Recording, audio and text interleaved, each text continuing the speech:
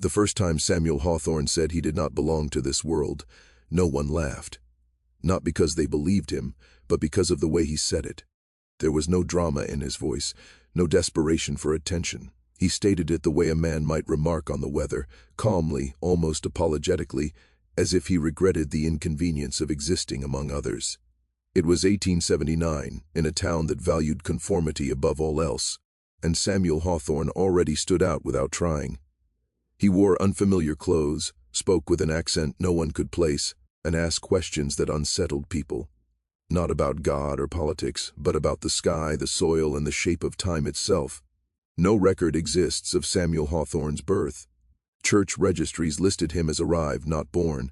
Census documents contradicted each other, some claiming he was in his early 20s, others insisting he was closer to 40. Even his physical appearance seemed inconsistent depending on who described him. Some said he was thin and pale, almost fragile. Others claimed he was broad-shouldered, unnervingly still, with eyes that reflected light in a way that made people uncomfortable. What everyone agreed on was this: when Samuel looked at you, it felt as though he was not seeing you, but something behind you, something deeper and far older. Samuel first appeared in the town of Greyhaven one autumn morning, walking out of the fog as if the mist itself had released him. He carried no luggage, no money, and no explanation. When asked where he had come from, he gave a single answer: "Not here." The sheriff assumed he was mad or drunk and let him stay the night in a holding cell. By morning, Samuel was sitting upright, awake, untouched by sleep. He thanked the sheriff for the shelter and asked, with genuine curiosity, why the stars above Greyhaven were out of alignment. At first, the town treated Samuel as a curiosity. He found work easily, not because he sought it, but because employers were unsettled by how quickly he learned. Samuel required no instruction. He seemed to understand tools instinctively, predicting failures before they happened. He warned farmers of storms days before clouds formed. He corrected maps, pointing out errors that would later be confirmed. When asked how he knew these things, he always gave the same response: "Where I am from, this is common knowledge." The phrase spread quietly. "Where I am from." People began to ask him directly if he meant another country, another continent. Samuel would pause at this, frowning slightly, as if struggling to translate a concept too large for language. "Another place," he would finally say, "not separated by distance, separated by condition." Those words unsettled the listeners more than any wild claim could have. He never said he came from the future. He never said he came from the heavens. He simply insisted he was not of Earth, and that Earth was not where he was meant to remain. At night, Samuel could be found standing alone outside town, staring at the sky.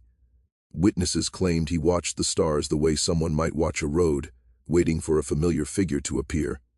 Once, a local teacher asked him what he was looking for. Samuel answered without turning around: "A pattern that has not returned." When pressed, he added, "When it does, I will know it is time." The fear began subtly. Animals reacted poorly to him. Dogs whined and refused to approach. Horses bucked violently when Samuel passed too close. Milk spoiled faster in houses where he stayed. Clocks malfunctioned, slowing or stopping altogether. None of these things could be proven as his fault, yet people noticed the pattern. Samuel did not deny it. "This environment is incompatible with me," he said once, "and I am incompatible with it." The first tragedy occurred during winter. A young boy went missing near the woods where Samuel often walked. The town searched for days.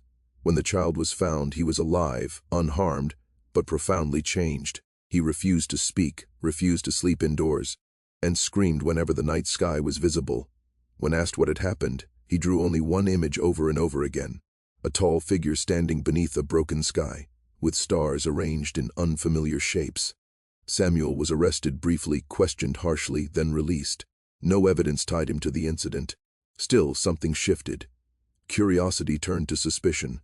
Samuel himself began to deteriorate. His health declined in ways doctors could not explain. He complained of pressure behind his eyes, of sounds beneath the ground that others could not hear. He said the air felt thicker each day, harder to breathe, as if the planet itself was rejecting him. Yet even as his body weakened, His mind seemed sharper than ever. He wrote constantly, filling notebooks with diagrams, equations, and symbols no one recognized. Some pages contained maps that did not resemble Earth at all. A local minister attempted to intervene, convinced Samuel was possessed.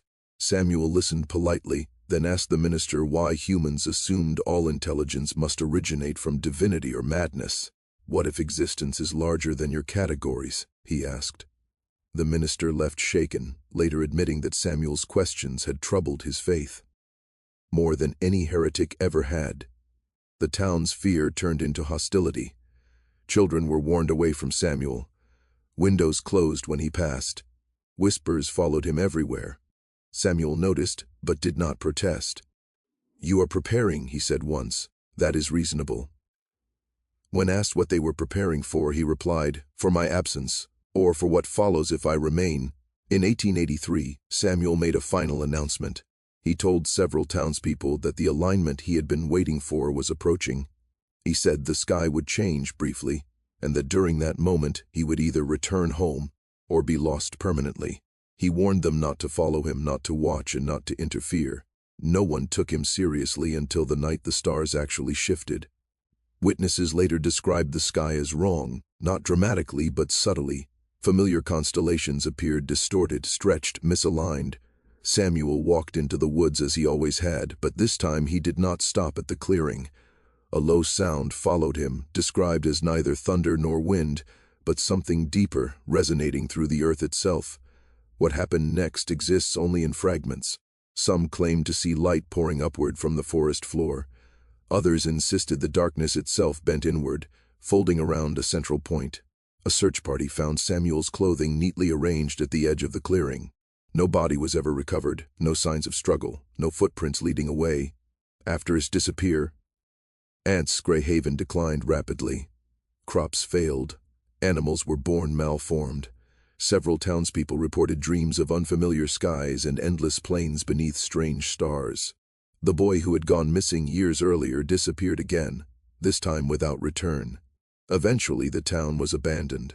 Today, Samuel Hawthorn's notebooks exist in private collections. Scientists dismiss them as delusions. Historians argue he was an elaborate hoax. Yet those who study the diagrams closely have noted something disturbing. Some of his astronomical predictions, once impossible, have begun to align with modern discoveries. The most unsettling detail is this. In the final pages of his writing, Samuel no longer referred to himself as lost. He referred to Earth as infected. He wrote that his presence had accelerated something dormant, something watching, and that by the time humanity noticed the pattern in the stars, it would already be too late to leave. If Samuel Hawthorn was mad, then his madness left behind truths we still cannot explain. And if he was telling the truth, then his disappearance was not an ending, but a warning. Because the stars are shifting again.